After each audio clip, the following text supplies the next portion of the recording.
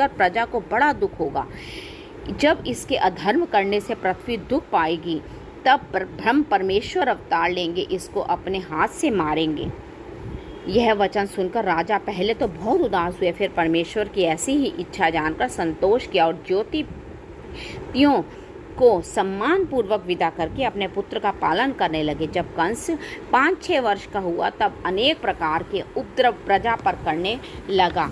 कभी मथुरावासी लड़कों को बरजोरी पकड़कर वन में ले जाता और मारकर उनके लोथ पहाड़ की खो में रख जाता, और जो लोग उससे सयाने थे उनकी छाती पर चढ़कर गला दबाकर मार डालता था। कभी लड़कों को नहाने के वास्ते अपने साथ यमुना के किनारे ले जाकर पानी में डुबो देता था उनको। जब इस तरह का पाप कंस करने लगा, तब मथुरावासी अपने अपने लड़कों को घर में छिपाकर रखने लगे।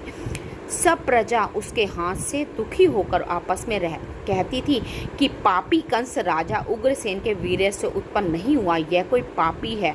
धर्मात्मा राजा के घर जन्म लेकर प्रजा को दुख देता है। जब राजा ने प्रजा को दुख देने का हाल सुना, तब कंस को बहुत डांट कर समझाया कि प्रजा को दुख देना मत दे, पर वह राजा का कहना ना मानकर प्रतिदिन प्रजा को अधिक पीड़ा देने लगा। राजा ने उसकी यह दशा देखकर बड़े सोच में मन में कहा कि ऐसे अधर्मी पुत्र होने से मैं बिना संतान के ही अच्छा था। जिसके कपूत संतान उत्पन्न होती है, उसका संसार में यश व धर्म नहीं रहता। इसी तरह बहुत चिंता करके राजा उग्रसेन पछताया। कंस पर उनका कुछ वश नहीं चलता था। जब कंस 8 वर्ष का हुआ, तब अकेला मगध में जाकर जरासंध से, जो बड़ा प्रतापी राजा था, कुश्ती लड़ी।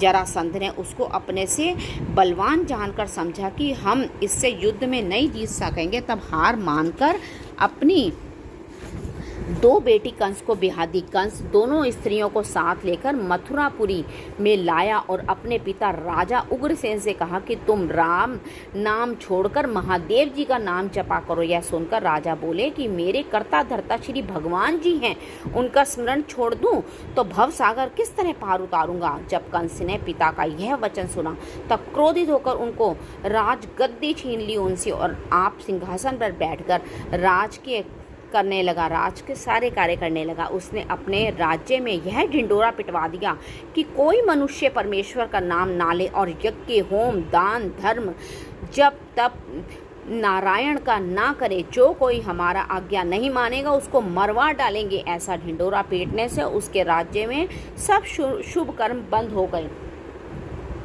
राजा कंस गौ, ब्राह्मण व हरि भक्तों को दुख देकर दैत्यों को